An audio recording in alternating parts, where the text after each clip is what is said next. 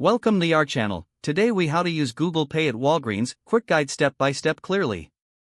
To use Google Pay at Walgreens, start by ensuring you have the Google Pay app installed on your smartphone. Open the Google Pay app and sign in with your Google account. Set up your payment method by adding a debit or credit card if you haven't done so already. Make sure your card is verified to avoid any issues during checkout.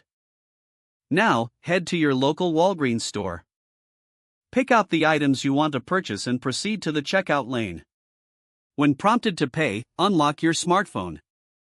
Tap the Google Pay app icon to open it. Select the payment method you wish to use for your purchase. When you're ready, hold your smartphone over the payment terminal. Ensure the terminal is compatible with contactless payments and displays the Google Pay logo.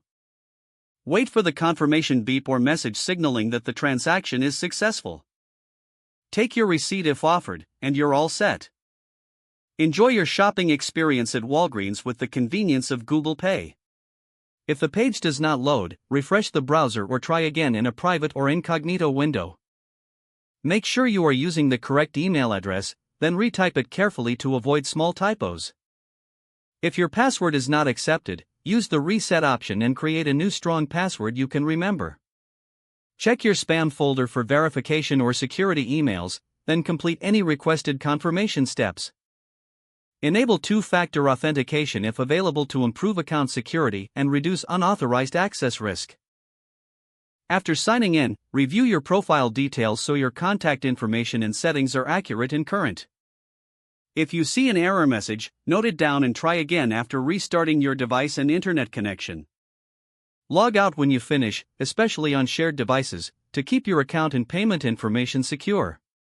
If the page does not load, refresh the browser or try again in a private or incognito window. Make sure you are using the correct email address, then retype it carefully to avoid small typos. If your password is not accepted, use the reset option and create a new strong password you can remember. Check your spam folder for verification or security emails, then complete any requested confirmation steps. Enable two-factor authentication if available to improve account security and reduce unauthorized access risk. After signing in, review your profile details so your contact information and settings are accurate and current. Don't forget to like this video and subscribe to our channel for more step-by-step tech guides.